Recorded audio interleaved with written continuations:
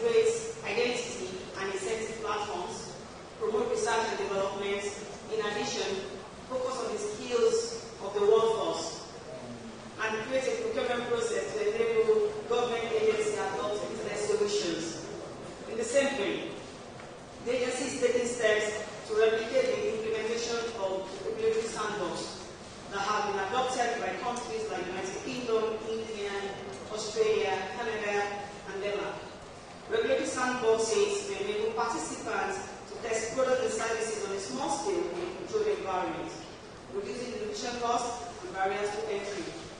It also allows we, the regulators, to collect information about innovative products before deciding which regulatory action or framework to implement. I believe that our youth must be trained and given the prerequisites to participate in the knowledge economy and create wealth for themselves and our nation. We opened HAP Lab, the HAP Lab Youth Innovator Fellowship Program, which seeks to identify, mentor, and train young Nigerians for free in emerging technology skills and match them with industrial practitioners to produce a team of developers who will become technology entrepreneurs for themselves and other companies in the nearest future, thus creating futuristic businesses and jobs in the IT sector.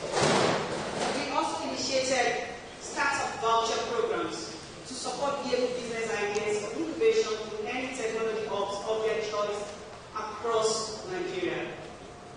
In 2022, the agency also launched iCatch program, which was designed to refine Nigerian entrepreneurs' business models through mentoring, lectures, and boot camps, and enable the creation of viable and scalable business models and the result of innovation-driven enterprises across different zones. The overall goal of iCatch is to enable established companies which are legally operated with CAC by young Nigerians, produce minimum viable products, MVP, for their innovative ideas, and establish the connection between startup and investors, enables NITSTAR to analyze the startup ecosystem and take necessary actions to improve the ecosystem through government actions and incentive. We also currently working on a talent gap assessment project. We believe talent is the people side of technology. In Africa, we cannot compete with the rest of the world in terms of hardware and any technology infrastructure. When it comes to talent, we have a competitive edge over the rest of the world. We are interested in building talent because it's one of the significant global challenges. NIDA is already working on the national talent strategy, training of 1 million developers in the next 18 months. We also set to train world-class blockchain developers with global standards. As Nigeria moves to enhance the potential of its digital economy through cooperation, regulation, and providing an environment for growth, attraction, and protection of investors in the sector, the recently passed Nigerian Startup Bill by the National Assembly will help institutionalize legal framework that will enhance the development of startups easily, quickly, conveniently, and efficiently. You will all agree that collaboration is a catalyst for economic growth, wealth creation, and sustainable digital development. We at NIDA shall be hosting the first Blockchain Technology Summit as part of Nigeria 2020, bringing together blockchain technology enthusiasts from across the world with key decision makers in government and private, all under one roof. You are invited to join us at the International Conference Center, Abuja, on the 26th of October, 2022, as we continue this effort to democratizing blockchain technology across all sectors of the economy.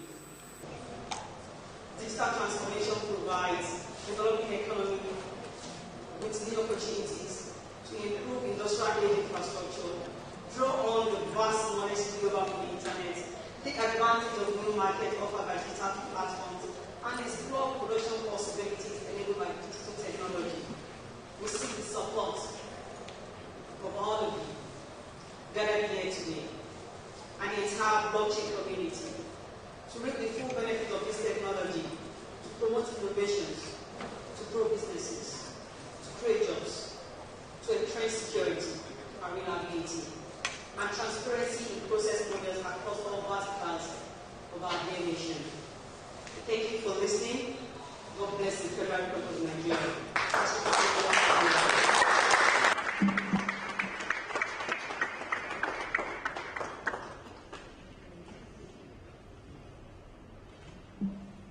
Thank you so much, Pam.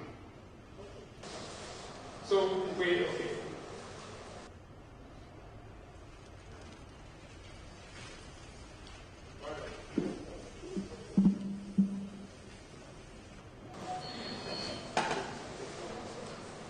These are speakers, can you just join us in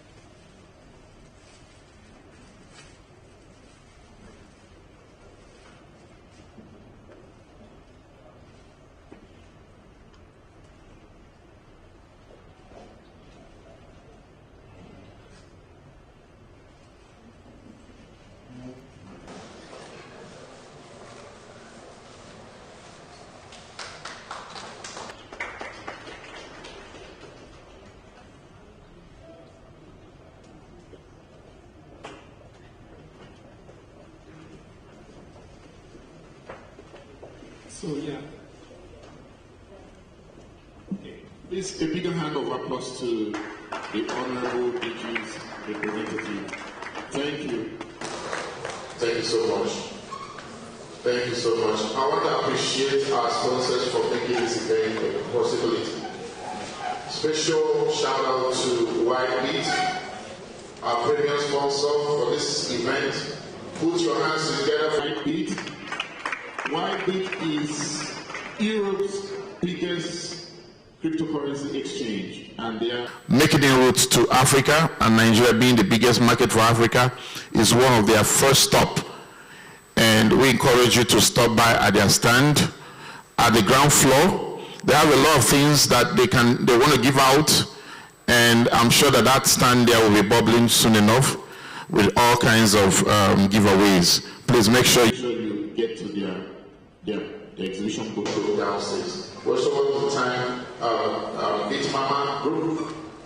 I don't think their team has already arrived. We want to thank Miss Mama. We want to thank the space. We want to thank the Deputy Park and their team that are here. We want to thank all our exhibitors that are here, Sonaji, Bet7, DAX, Neftiro, the NFT platform. We want to thank every one of you for joining us to make this event possible today. Please put your hands together. Sponsors and our partners and editors. Thank you. Thank you. You know, now I just realized that we're trying to mix oil and water. It's not an easy thing.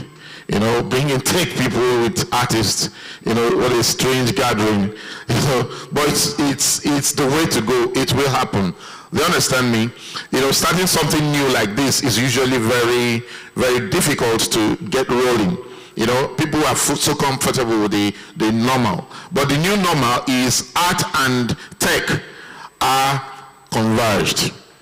All right, so we're going to be talking about this in a much more detailed form. So the first segment of our panel session is focusing on the conference theme, which is the blockchain technology convergence with the Futuretech of today.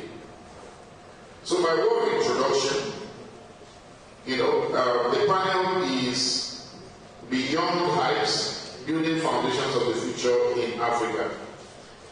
And in writing the synopsis for this, I started by saying that blockchain technology has brought to the fore a lot of innovations, virtual malls, that people go to shopping malls in the virtual world. You know, I was on information experience yesterday, I was talking, and when I talk small, they look at me and say, no, it shouldn't be that. You know, because when you talk about the metaverse and the virtual reality world, some people think that either you are a little bit off this world level, or, you know, it's something that is, you know, it's difficult to understand, but there are virtual malls, and people go there and shop. So we have Web3, we have 3D assets, production, we have virtual reality, fashion, and beauty shops in the virtual world. We have NFTs and spatial computing. Spatial computing is the engine that drives the metaverse itself. Then metaverse branding. You have big branding companies building their big companies in the metaverse.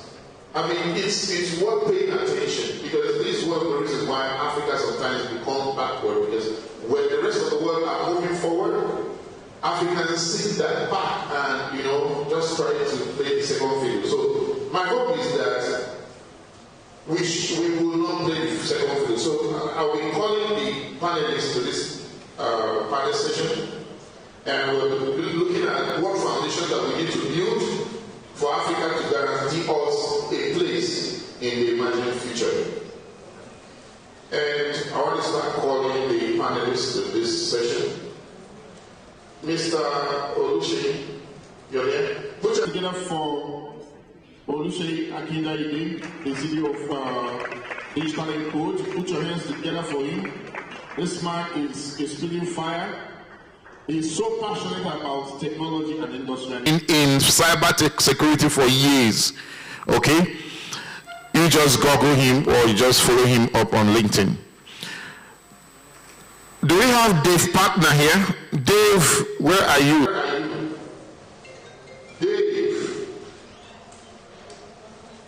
Dave is not here. The YouTube leader extraordinary. Okay, so let's put our hands together for Nordin Omodu. Put your hands together for Nordin Omodu.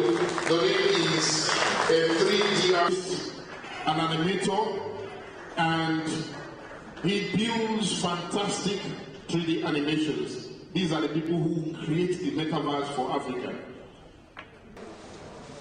Let's put our hands together again for Mr. Charles Okafomba.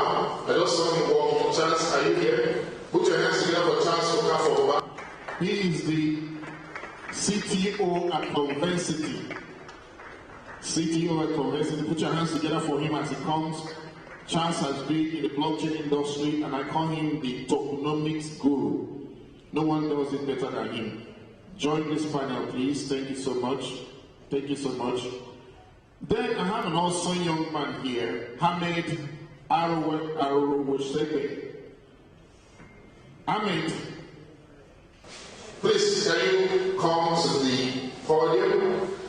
Hamid is creating and building a fantastic platform that will help creators. Maybe you are an artist, you are a developer, you are a designer, you're a content creator, and you want to create content easily without writing codes. You need to listen to what Hamid has to offer in this new world that we are talking about. All right, Mr. Bolaji Oneludo, my big Oga at the top. Please, Bolaji, can you come inside? I know that you are around. Mr. Bolaji Oneludo, the CEO, FTO. Please, somebody is outside. Check the good here and help me to get the attention of Mr. Bolaji Oneludo.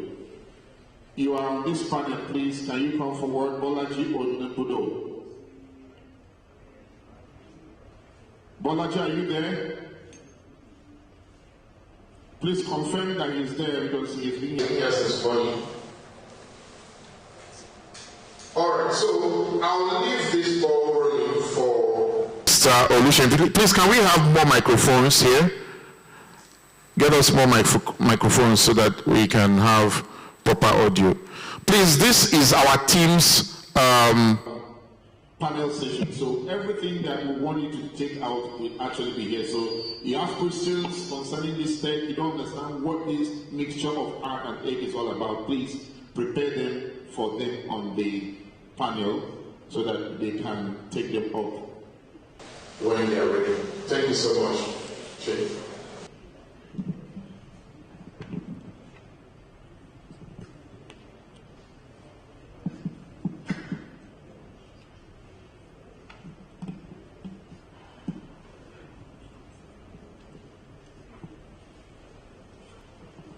Okay, thank you very much. By way of starting, of course I've introduced myself. I'm more into the blockchain or DeFi end. So before starting, I would just like to ask our panelists here to introduce themselves, what they do, and how what they do can, generally benefit us. Then we now delve into the topic of the day proper. So, starting with you, your name, what you do, and how what you do is going to sort of benefit the audience. Awesome.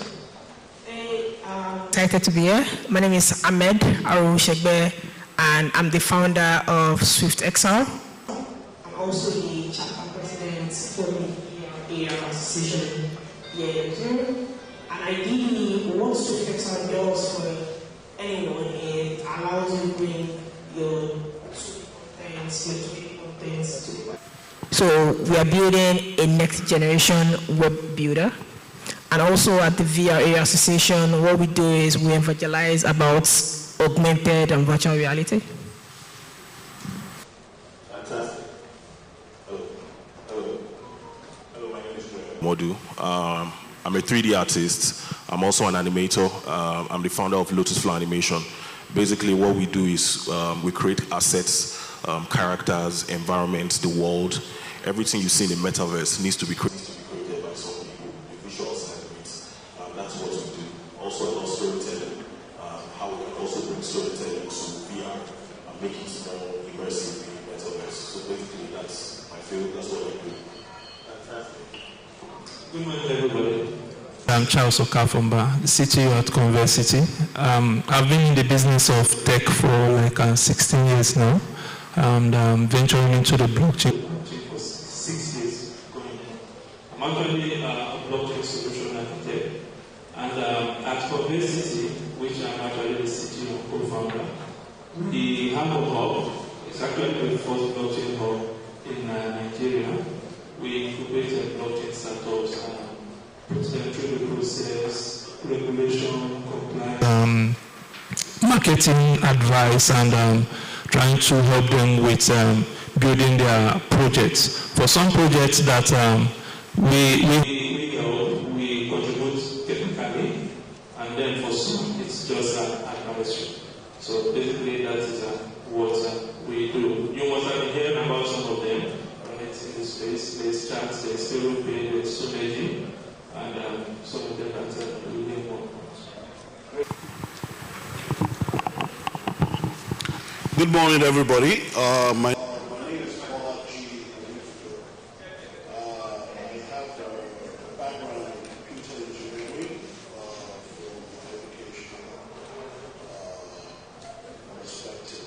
And I've been in technology consulting for about 18 years now. I've been in blockchain for exactly 6 years. Been involved with some pioneering blockchain projects here in Nigeria. The first was with the Nigerian Customs, the excise security solution, which involved working with Oracle blockchain in San Francisco. Larry Ellison was actually very excited about that project. We had deployed a pilot, and when there was a change of guards, as often be in Nigeria, the new people said they don't want blockchain. I used to transparent. Anyway, I'm contribute. Okay, thank you very much. I'm sure we can see that we have a rather dynamic set of people who are going to do justice to this thing today. I have a question.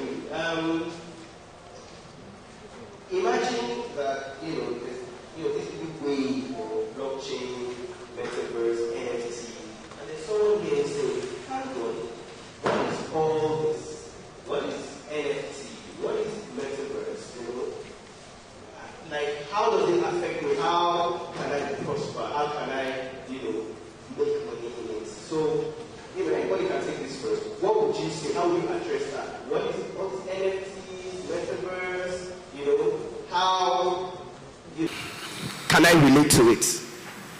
Hi. Actually, I would say I would take that because it's the cocoa of the matter of what I do today. If I may use that terminology, I think perhaps, if I may just mention about the project which, I'm here with a team to exhibit, Nifty Row, which is looking at Nifty's in all its ramifications, from art, not just digital art, but physical art. As you can see here, we have a lot of physical art being represented, to music, to movies. When you think about it, we're talking about the metaverse.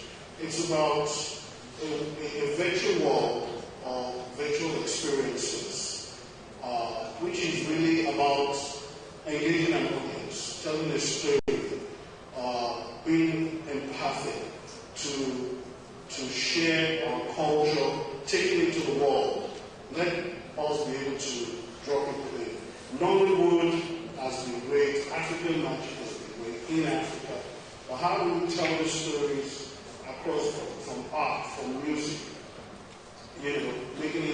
Taking the products more to the global audiences. That is what we see the opportunity that exists as far as the metaverse is concerned. That is why our slogan is the unsung metaverse starts here at Nifty. So you want to take that as well? Yeah, I think why anyone should be concerned about NFT metaverse is see it as the next wave of computing, right? I mean, usually anyone here or everyone here has a smartphone, right? Give it like 5 years, 6 years, we may get to that point where you don't need a smartphone anymore. That's the glasses you're wearing, and these glasses can do the same thing that your smartphone is doing. Right? And then it's now what kind of technology will power this glasses, right? There is stuff like display the augmented reality, interaction or virtual reality, interoperability, connecting by itself with blockchain, right? So it means that why should be concerned is when we get to that point, learning this technology now puts you at the proof. And that's why anyone needs to be concerned about it. Just imagine a world where anything is possible. Today we could move around, we could go to any room, we could talk to anybody, you could take a bus from here to the mainland. Now imagine a world that's digital, where all you need to do is just log in or get into that world, and then you can transport yourself to anywhere. You could get to Paris, or you could go into a world that is completely created by somebody. You could own a land and decide to build a house there, and then purchase NFTs and then place them at a gallery where people can come and see your artwork, that's your collection, and even buy from you or have a store. It's the possibilities are endless. That's what the metaverse is. It seems like science fiction, but that's the next technological advancement of where the world is going to. So that's just an understanding of what I feel the metaverse is. It's much more than that, but to me, I think that's where the world is heading. For me, I will digress a little. Honestly, I'm not too freaked about all this metaverse and NFT, right? Maybe I'm looking at it from the technological viewpoints. For me, these things actually exist in the way before, but not in this form we are having it. Currently, we can create a doodle or create an image of ourselves and it works around and all that. These are technologies that are existing. Blockchain came and blockchain is helping us to own that assets that are inside. For me, there is nothing too special, maybe because even before the whole NFT, we already had a project that was an NFT-based project, and I'm not too thinking about it. So, in a simple language or in a simple form, what we are having in the metaverse is just a virtual world. See, for example, we've been having meetings before, your Slack or your Zoom meeting and all that, right? You communicate with people, you talk with people, you have meetings. But now just say that there's an environment, a virtual environment that is created that an image or a cartoon can represent you, and you can talk and do things and say other things and all that. So I'm not afraid about it, right? But I know it's actually an advancement of what we presently have, which is what Web3 came to the forward. Maybe I'm going to ask Mr. Bolaji Obudu this. When you go online, you see people buy JPEGs, hundreds of thousands of dollars, JPEGs that you can download easily. I want to ask, like I said, can you please tell us what exactly you buy? I don't know, if a lot of the audience, members of the audience are familiar with sport cards, collectible sports cards. In America, they have these baseball cards. They also collect comics, and these things sell for thousands of dollars. If, for instance, I have a card of Sammy Sosa, who was a great baseball player in the National Baseball League, and maybe he endorsed it. It could be of 1989 or something. It's a rare card, and people want to pay for it. There are fans that want to own these things and collect them and put them in their room, in their offices. I have, Sheikh Wondebami's, golden boots, or Amokachi's jersey when the Eagles beat Brazil in 1994. These sort of things have always been there, in the West. But now it's just gone digital. That's all. And if you look at it, I've seen some of these digital artworks that you call JPEG. They're actually very, very beautiful. They've done a lot of work on them. It's not easy to create some of them. And some of them are just, funny, out of some kind of a comedy spin. And it's a cool idea. And, some people like it. So when we're now talking about almost, 4 or 5 billion people around the world, and we're talking about a crypto community that is in the hundreds of millions, when they want something, the price is going to go up. Talk less of wanting land in Ikoyi, the price goes up. So that's just how the cookie crumbles. There is demand. Unfortunately, the demand is more than my mother's village in Ijebu, Udogolu. The demand for the land there is not that much. But the demand for, this NFTs is quite high. But it's not going to stop there. You're going to see physical arts are going to come to place. Nigerians now, Benin, one of his paintings sold recently for $1.6 million.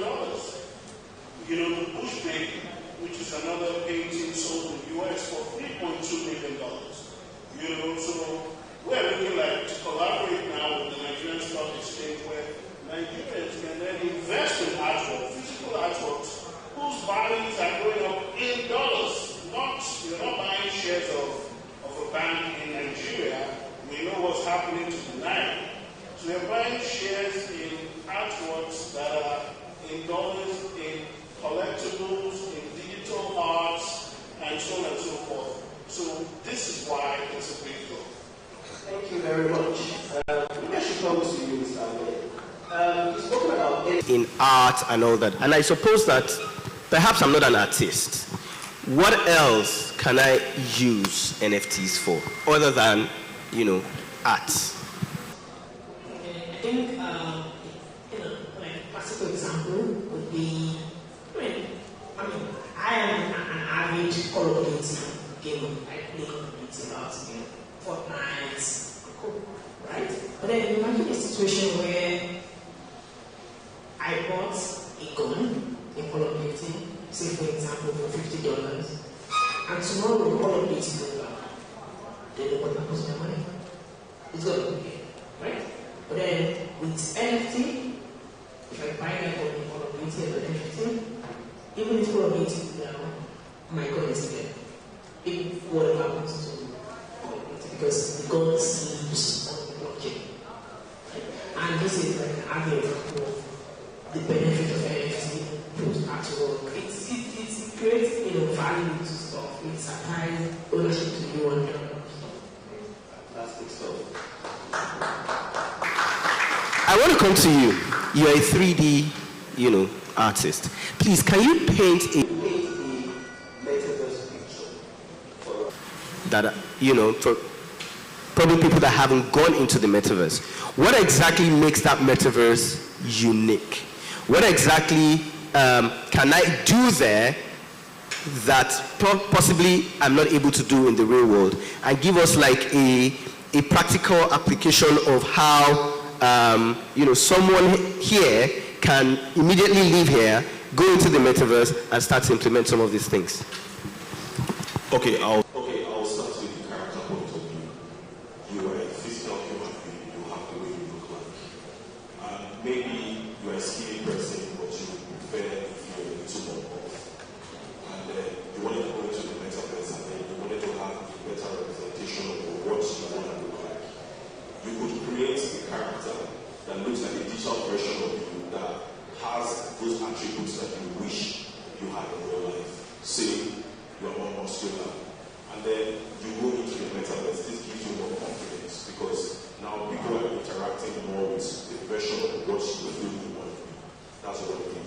Then also for the environment, the metaverse, just imagine you go use a VR glass or something, and then you go into the shopping mall, and there are different stores. You can find a Nike store here, you can find different stores, and then you walk to the Nike store, and you know, they have this new version of shoe that they're selling there in the metaverse that is not physically available in real life. You could go there and purchase that shoe, and then you could wear it on your own digital avatar.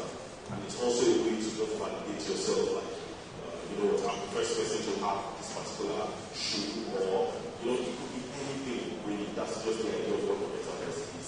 It's a real version of reality, but with an added advantage that anything can be done, like anything is possible. Do you think structure right now to enable all this? In terms of, you know, obviously power in the internet connectivity, and, you know, even I know that there are devices you need to, you know, sort of get. How accessible do you think, you know, these things are? First of all, people have the misconception that the only way you can access the metaverse is with a VR. You could use your phone to access by watching the screen. I give an example.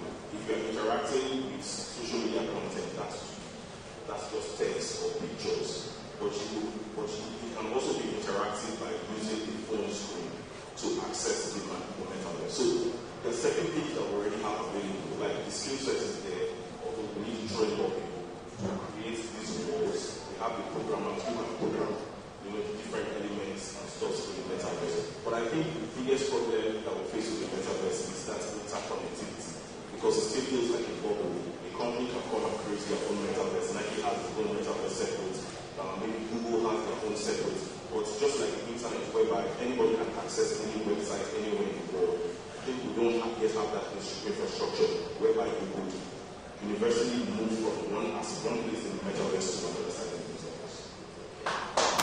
I have one question for maybe Mr. Olaki. Monetization, for instance. On the regular internet, I can literally be anything. I can go on YouTube, start creating content, and start monetizing. There are all sorts of influencers, you know, go on Instagram, and you can leverage, you know, your skill. What efforts or what are the monetization techniques that you have in metaverse? How can an average person monetize the metaverse? So you could sell your NFT assets on the metaverse, and obviously the monetization would be in crypto, the cryptocurrency. So whether it's Aurora,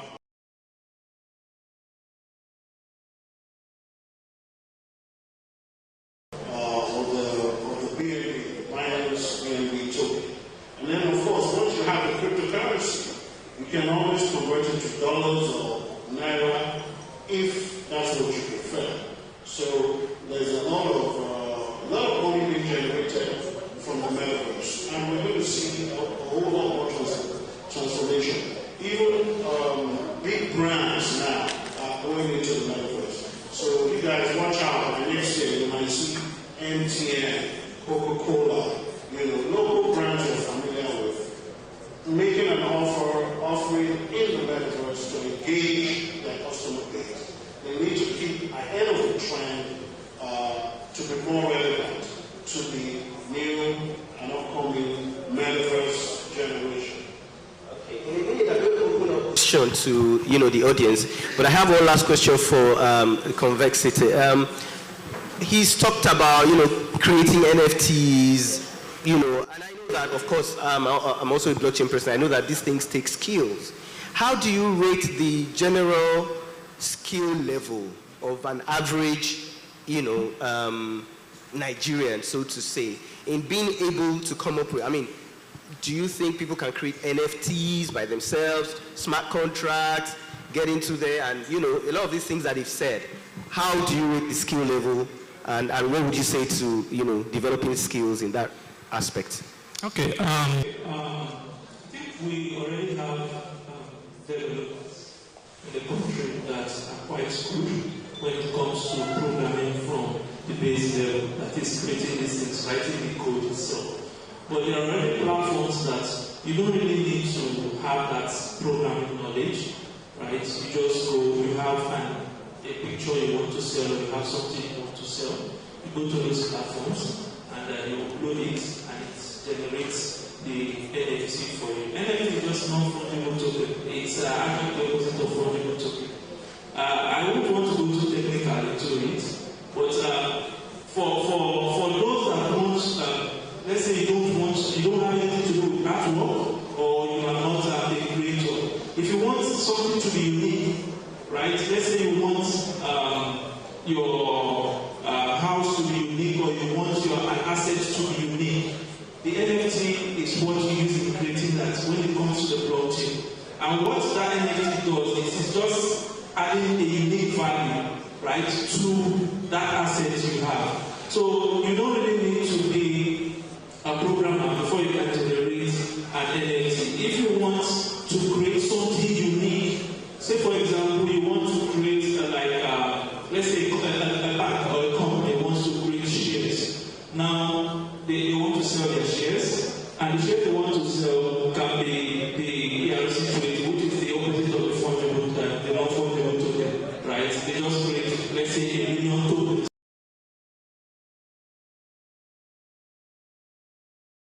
Now they want to issue the share certificates. That share certificate covers you that, okay, you own this share. That is where an NFT can actually come in, right?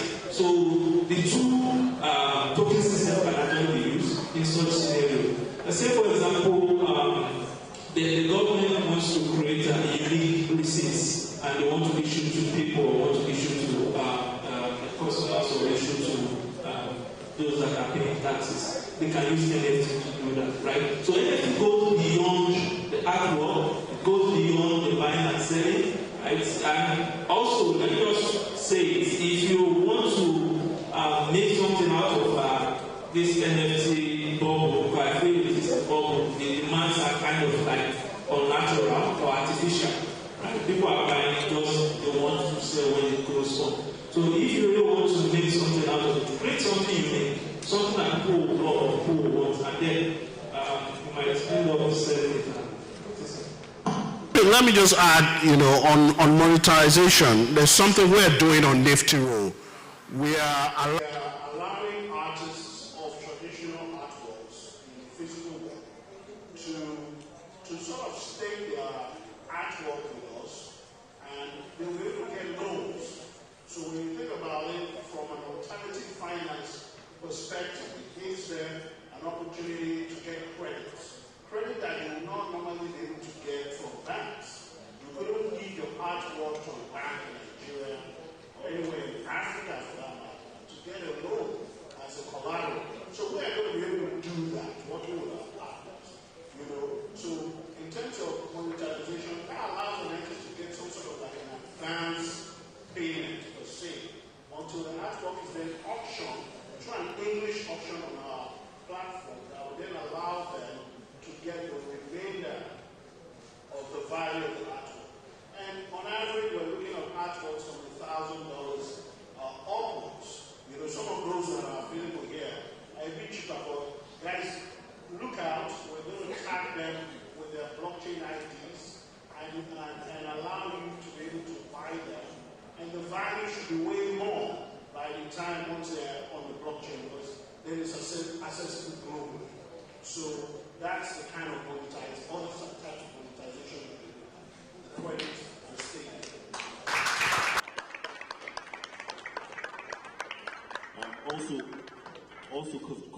Concerning NFTs, I just wanted to add this as well.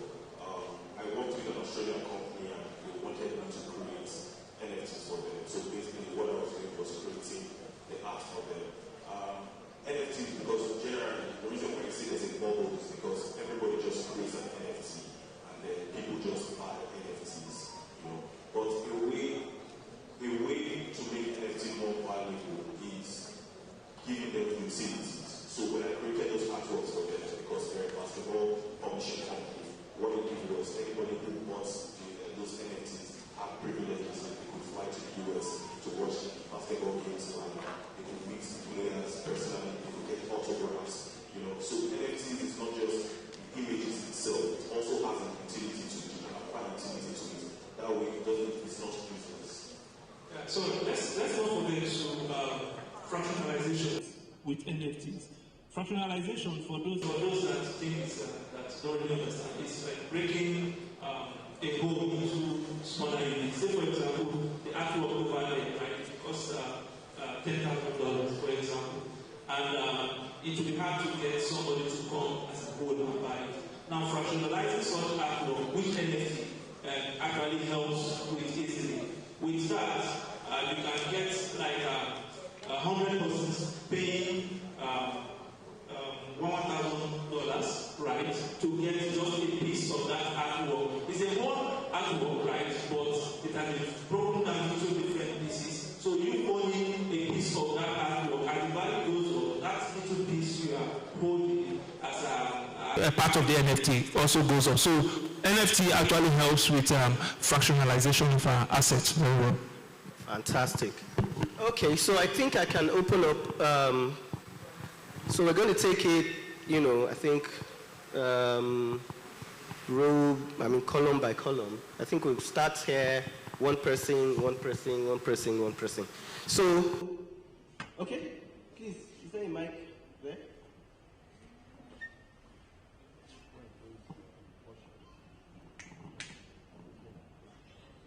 Your name, introduce yourself, your name, and your question, and who you are directing the question.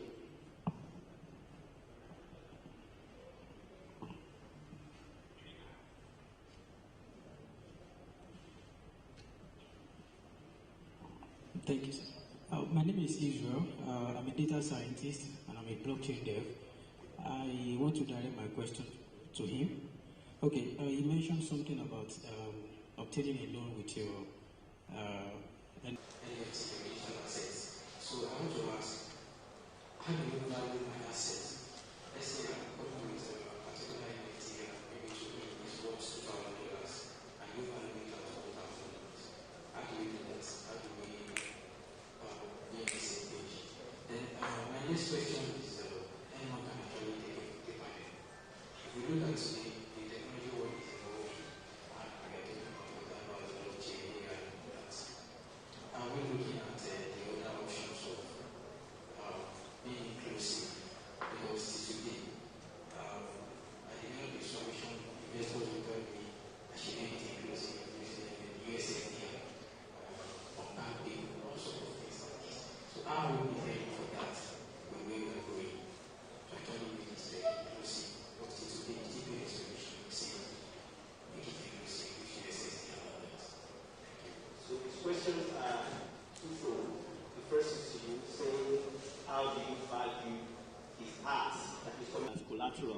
for a loan. And the second is on inclusivity, getting, people in the villages onto the metaverse, so to say. Thank you for the, what's the name? Israel. Israel. It's a very good question. But you see, it's like with, when I was a member of the National Committee of Blockchain Assets Regulation with the Security and Exchange Commission, I talked to DG and the senior managers that were members of the committee that there's really nothing new, under the sun. We have appraisals and we have curators that value work. You as an artist, you already have, sort of like a price range. A penny, at the minimum, is £200,000 at the minimum. If you find a penny painting that has proper provenance, you'll be able to audit and track the history of his artwork. You're talking about potentially millions of dollars. That's just how art is. But that's who the man is. This is somebody, who was a member of the British Empire, bestowed by the late Queen Elizabeth. So he's one of Africa's renowned artists. So that is how you sort of try to value an artist's work. You have to recognize the artist, his identity, himself, in the community. So we're relying a whole lot on community and organizations like the Society of Nigerian Artists. One of our advisors, he was the immediate past president. He was there for a decade, and that is Oliver Benowo's son. And he's also a well-renowned artist, well-recognized. So we have curators like Bonds Effort, who's perhaps one of Nigeria's most rated curators. He runs the oldest private gallery in Nigeria. So people like this will take a look at our work and they would tell us what is what. So we are techies, of course, and what we do is try to make the technology more user-friendly for people, for the average folks. You talk about people in the villages. At some point when mobile phones came, they came in the form of phones in the car. I remember one of my late family members, he had one in his Benz 200, with an area. Well, now everybody can hold an handset, even in the village. So gradually, man will always adopt technology. Even paper is a form of technology that we use to, record money. And now that is being transformed to central bank digital currency, which they are going to use in the villages as well. I hope that helps answer the question.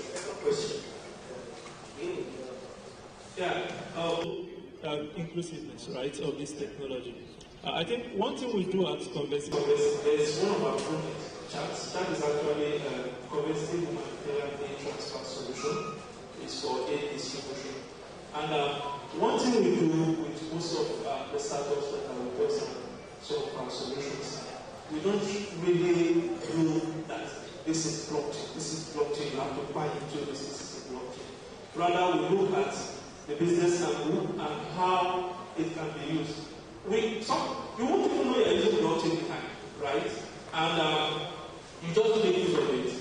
Even the normal legacy system we have, normal financial services we have, are still struggling with inclusion, right? Down to the villages and all that. So the blockchain will not change that, right? Rather, I would advise you build on top of the existing layer, right? And then see how to get it to the remote areas. Say, for example, if you are doing transfers or P2P and all that, you can still use the solutions that are already out there. USSD is there, connect it to your server that connects to the blockchain. SMS is there, which is one thing we use in chat to connect it to a server that connects to the blockchain and all that. So that way, you can still penetrate the interiors that blockchain normally, you still need internet, right? And places where they are doing that, what do you do? So think of offline only, and then think about connecting the two. I just wanted to say something regarding valuing of your NFTs. I'm speaking from a deep. A typical example is People is what is like one of the most celebrated NFT artists. His art has sold for millions of dollars. And what gives his art that value is social validation, social currency. They have been creating artwork for 12 years. Every single day was posting on his Instagram. And then he was building a following. So when he got to a point where he felt that he wanted to sell his collection, he sold for millions of dollars because he created that social currency. So those are part of things that give NFT value. Anybody can create an NFT, but why should people buy your NFT? You need to be your worth something. If you give it value, people know that we are someone. That's all those things that will give value to your NFT. Okay. Any question? Okay.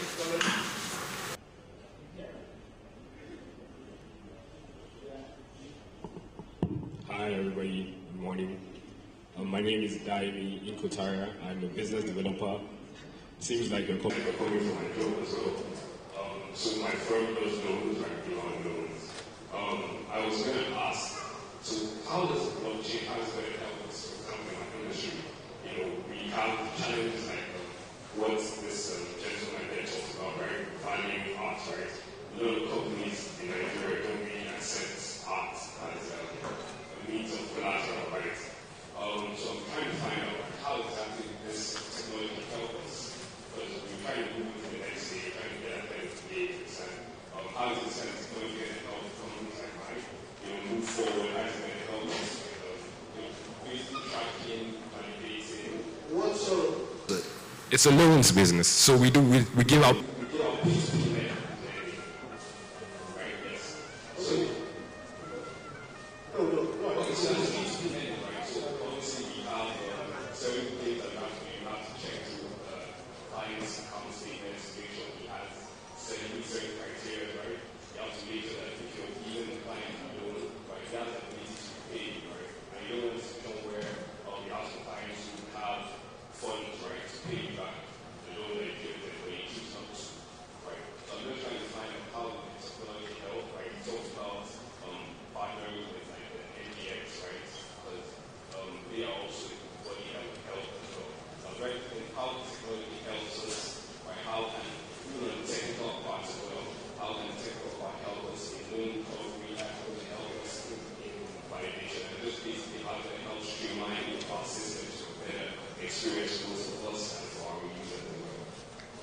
Thank you very much.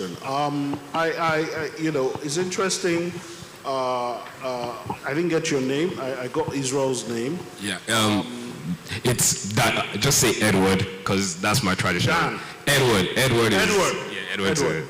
Okay, Edward. Thank you very much for the question. There's a friend of ours in the crypto community here. His name is Harry. He runs a blockchain protocol called Egoros.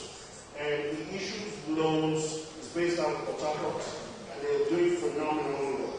He raised quite a good, substantial, a few $1 million from an IPO outside the country, and they've been able to use that money to provide loans for the average man on the street here in Port Harcourt. I've been to their offices, and they're expanding rapidly. They have a huge warehouse. So they've used the technology to sort of disrupt the credit business, the loans and credit business. How? They don't charge interests. In fact, they're similar to Islamic bank in a way. But what they do is they charge you for storage. So you have to bring your collateral. It could be your refrigerator, it could be your phone, it could be your car, and they will store it. And they will charge you a little amount per day or per week, depending on how long you need the loan for. And of course, if you don't pay back on time, they've already appraised the product, and they will just auction it from the minimum of where the loan you took. So they might even make a profit. And they're doing great. So That's what technology is, improving. So disruption is about making it easier for your customers. So the loans, interest rates are crazy here in Nigeria. That's what innovation is. It's not just about something fancy and colorful, you know. So it's about practical use cases. Okay. So that's what I would say you should think about. Okay. Thank you. Bro, you can sit down now. All right. So actually, there is okay, if you are familiar with open banking, right? What the blockchain is bringing into this now, which your company can use, is giving you that access to even check somebody's transaction history, right?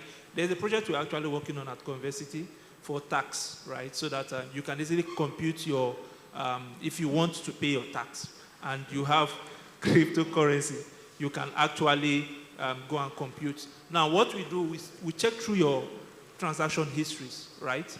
Check through your transaction history and then get that value from that. Now, if you want to build a product around that, you can actually ask people for their wallets, check through their transaction history, know the value of the assets they've been trading with, know the value of the assets they have in their wallet, and then that can actually help you to easily do your credit rating and all that, right? Just like the project you mentioned, there's even House Africa. House Africa is tokenizing real estate, right? You put your property there, or you buy a property, and they give you an NFT, right, to represent that property. With that, you can actually even take it to seek for loans and all that. So the use case is big, it's huge, right? You just need to expand your view and your vision. Thank you very much. I have an anonymous question here, but before I get to it, please give the mic to the man in the cap, yeah? He wants to ask a question, yeah.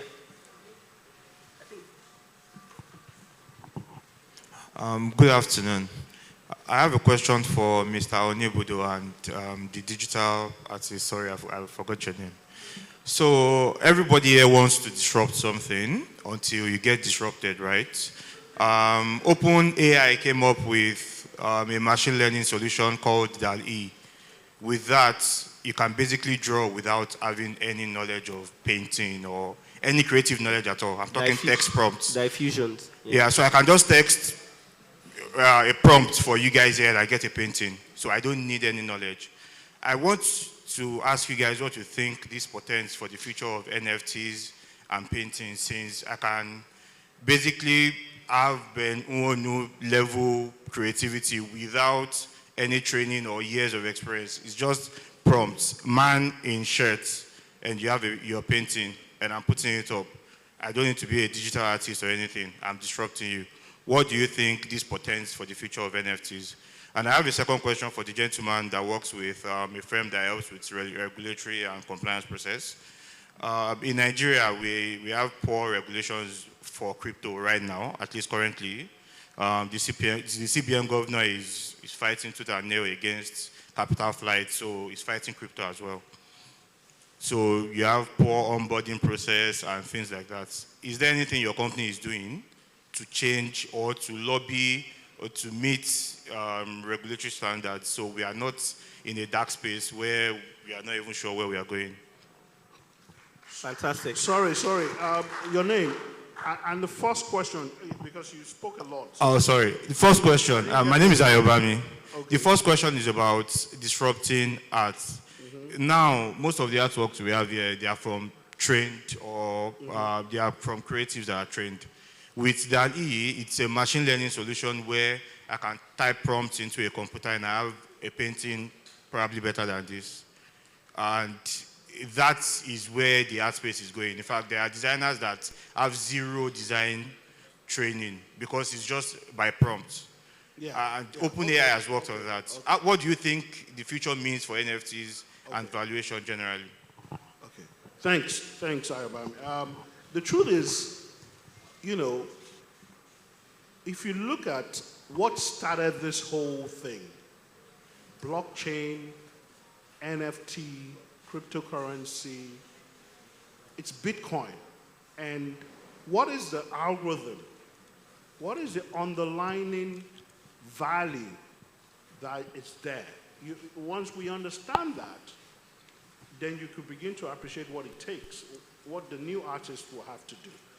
The algorithm is proof of work, meaning you have to do some work. You're not going to pay anybody for not doing any work. You know, why Benewon's works are expensive is because you have to have seen his studio. You have to see how he puts his work together. It is his art in itself. You know, you think of Michael Jordan. Why is he so talked about till today? It was the work he put into his training, you know, to get him at that level. That is what brings value. And that's what brought value with Bitcoin. You know, people in traditional finance will tell you there is no fundamental in cryptocurrency, but they don't understand it. You know, the blockchain network is like the MasterCard network, except there's no office, there's no fax machine, there's no advertising. It's just network of computers working. That is where the value comes in. So if you want to pay anybody for pushing some keyboards and generating a painting, go ahead. You can choose. Everybody can do it. So it's worthless, essentially. But if, what's his name, Osinachi or the guy who did a painting with Microsoft Word, it was phenomenal. It was a lot of effort. And that's why he was able to sell it for almost 40-something, $50,000. The guy lives in Aja. I heard is Abraham Adesho. That's an average guy. But he spent time doing work. And that is what people are going to pay for. And then the second question, you want to take it? Yeah. I mean, I want to add to what he said. Okay. So again, because I'm currently in the AI space again, that's like where I live with, AR and VR, right? So, there's a fundamental legal problem with AI, and that is who is responsible for it. Is it the company? Is it you? Or is it the AI, right? And that's also the same thing with, self-driving vehicles. If a self-driving vehicle hits someone, is it the company that's responsible for the death? Is it the driver? Or is it the car, right? And because of the way AI works and machine learning works, right? Before, I know the old DAL-E stuff, it was really huge with OpenAI. But then remember that for DAL-E to have that machine learning algorithm working, they needed to train the machine learning based on a lot of data sets. Now, these data sets are from where? They're from previous artists' artworks. So then that's where the legal issue came from, in the sense that if you go to DAL-E and you type a painting of a man on the moon, it's going to give you a painting based on previous existing artworks. So it's not, completely generating something new. It's generating something that is more like permutations. So there will be elements of older artworks there, and that's where the legal issue comes from, as I said, right? Because you really cannot own complete IP to it. And even if you look at the legal terms and conditions on DAL-E, right, they give you like a Creative Commons license where it's still not clear, like, they didn't say we're giving you complete ownership on the artwork. So yeah, I just wanted to respond to your question there. You said something about DAL-E.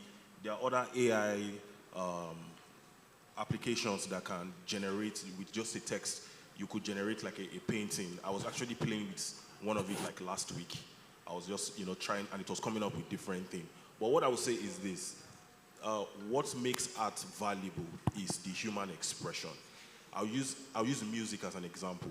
The reason why we love Whiskey's music is because we followed his growth from when he started singing music, gradually, and that's what gives his music value, right?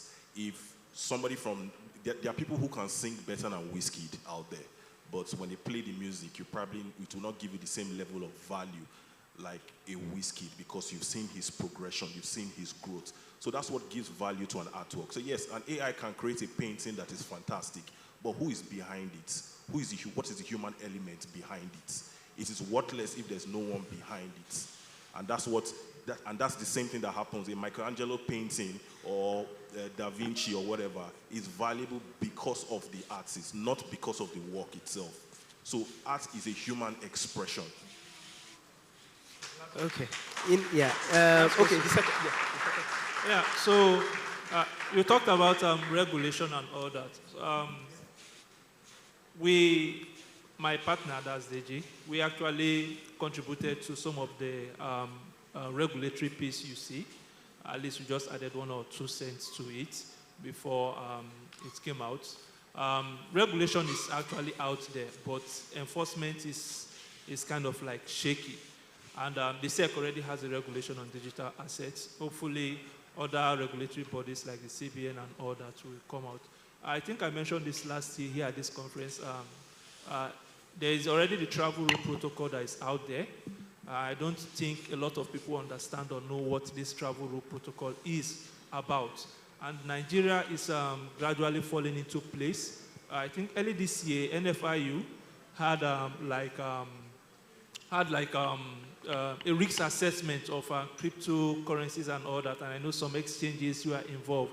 And Nigeria needs to fall into that travel rule protocol. And what that entails is if a digital asset is being exchanged between from this exchange to this other exchange, or from this ledger wallet, or from this wallet to another wallet, the information of whoever is transmitting that needs to be sent across. Some countries are already implementing that. So if you want to send crypto now to, I think, Canada, it's kind of like difficult, because if your exchange or if where you're sending it from is not compliant with the travel rule, then there's a problem. Now, what we are doing at Conversity, it's like we always have a project for all this. 30 seconds, please. We have a project coming up. It's called Compliance as a Service, actually. It covers both your KYC, and we are partnering with top firms when it comes to KYC, that they do KYC for Uber and all that. And also we are doing Know Your Transaction, if you are into exchanges, right? So the transaction that is coming to your platform, or the transaction you want to get, you know if it is a fraudulent coin or not. And then also, we are also implementing the travel rule protocol too. Thank you, thank you. Because of time. There's one question here I have to take before we round up. It says here, in 30 seconds, please, regarding the metaverse, is there a likely effect on an individual's mental health? I ask this due to the context of the possibility of detachment from reality when someone from the metaverse goes back and forth between life and vice versa. Ready Player One. I mean, yeah, I think we are already detached currently. I mean, if you look at, if you go 10 years before, right, how many time do you spend on your phone? And now, we literally spend a lot of time on the phone. So it's sort of like a forward stuff that both has its pros and cons. So for example, someone that has a stroke on a deathbed in your hospital, for example, right, can go into the metaverse, and now he has a leg and he can walk, right? But in the physical world, he's disabled. So that's a positive stuff. But wouldn't that lead to mental health problems? No, I mean, not being like the person he can walk, but now in the metaverse, he can walk, he can interact, he can do stuff, he can attend virtual events. I mean, he can do a lot of stuff. I mean, well, technically... Wouldn't you say that would make him a bit more depressed? I mean, to be honest, right, I see the final form of the metaverse as our dream. So, for example, think about it, right? When you sleep and you dream about something, you can feel, you can walk. Like, you can even eat, you can taste in your dream. But then they are all like simulations coming from your brain, right? And again, coming from the AI space, a lot of research going into, we call it open BCI, that is brain computing interface, where we try to, look at putting chips in the person's brain. That gets more advanced. But then when you get to that point, you'd literally be able to replicate everything you can do in the real life in the virtual world, but then you have superpowers. You can jump, you can fly, you can do a lot of stuff. Sorry, let me just add it. I think it is both good and bad. It's technology. We have social media. People use social media for businesses to grow their business, and people use social media for clout. And social media already causes depression. We all know that. I think the same thing is going to happen to the metaverse. It's not just going to cause depression. It's also going to cause illnesses that we don't yet know how to diagnose. And it's also going to create professionals whose job is to diagnose that as well. So the truth about the matter is that we really don't know what we're getting ourselves into. All right, thank you. So as we round up, I'm going to take 30 seconds from each of our panelists. Last word on metaverse, NFTs, AR, VRs, what you have to say. Just 30 seconds each. Yeah, from Mr. Yes, mental health is very important. So I think once your mental health is okay, you shouldn't have any problem distinguishing the two. At Nifty Roll, we're going to be issuing a DAO token, and I will advise everybody to log in with their MetaMask wallet, do something, update a profile, because we will give out tokens very soon. And it is this token. Thank you. 30 seconds. The loans that artists will be able to use to raise capital. Thank you. So watch out for that. 30 seconds. Okay, under 30 seconds. Right now, there is this talk on can crime actually be committed in the metaverse? I think last year somebody was complaining, a woman was complaining that a guy actually touched her avatar somehow, and she wants to file a complaint and all that. So can a crime be committed inside the metaverse? We don't know yet. It's a developing phase, but what our advice, explore, right? You don't need to be techie. You don't need to have bush hair. You don't need to have glasses and all that before you can explore the blockchain and the metaverse. Go do your thing. Thank you very much. Last words. I think we should not be scared of the metaverse. It's going to open opportunities and give us an edge. We as Africans, we're already lacking behind on the technological scale, and this is an opportunity for us to scale up. So let's just go and see what happens. Awesome. I'm super bullish on the fact that the metaverse is going to be the future, and the earlier you get into it, you actually define that future yourself. Yeah. I think my panelists deserve a thunderous round of applause. You've done a good job. Thank you very much.